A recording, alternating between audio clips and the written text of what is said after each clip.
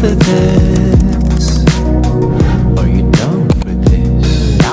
If you're in the mood, we can take it to the moon. Just like a movie scene, table for two. No need to be.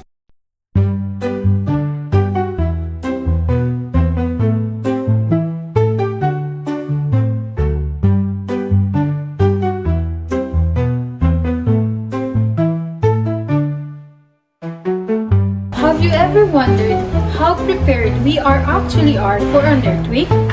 Why do we often ignore the signs and think it won't happen to us? Good point, please. According to the National Geographic Society, according to the 90% of the world's earthquakes happen along the Pacific Ring of Fire. And we're currently living right near it. Exactly. Preparation is just not an option. We have to think about our homes, our families, and our communities. Earthquakes don't wait. Devastation can be massive. To stay safe, we need to secure heavy furniture, create an emergency kit, and plan an evacuation route. These three can save lives. Psychologically, we need to prepare. It's not just about the physical destruction, but the emotional tool. Being mentally ready can make all the difference. But why do so many people think it won't happen to them? Isn't it unsettling that we live with the constant risk yet fail to act?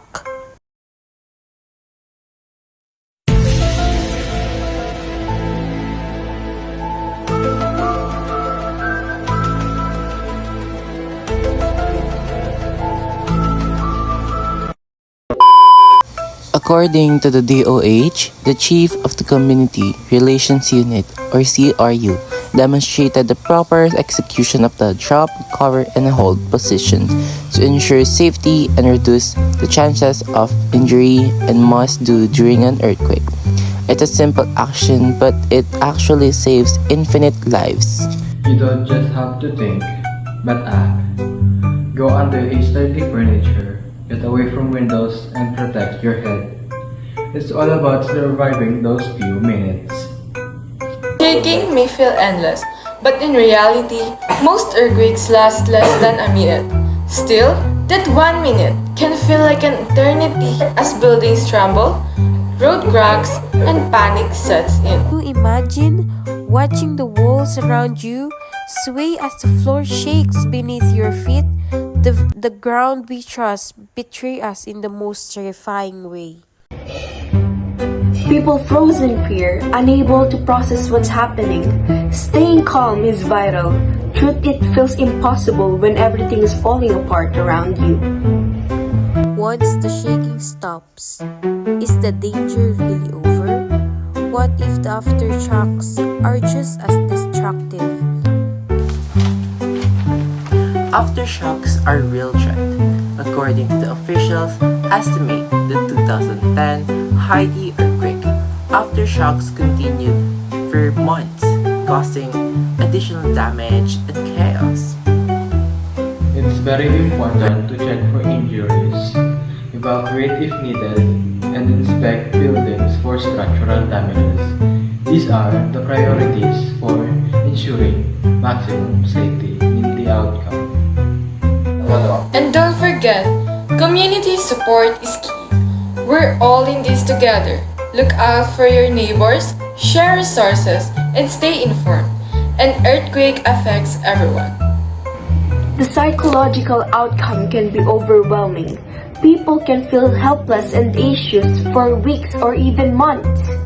Emotional recovery is just as important as physical recovery. That the resilience people have shown every after disaster. In Japan, strict building codes reduce earthquake facilities by 60%. Communities bounce back strong. Exactly. We rebuild, we restore, and we recover. It's a process, but together we rise. Earthquakes may be natural, but their impact is preventable. Better building designs, warming system, and education can save countless lives. The earthquake itself is a force of nature, but how we prepare and respond makes it all the difference. Isn't it incredible how something as solid as the ground beneath us can shift so dramatically?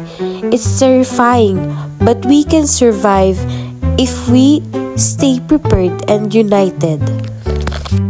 And we do it together. We experience such a disaster. We're a community, and we together, we face the future stronger and more resilient. In the end, it's not just about surviving the earthquake, but also rebuilding emotionally and physically afterward.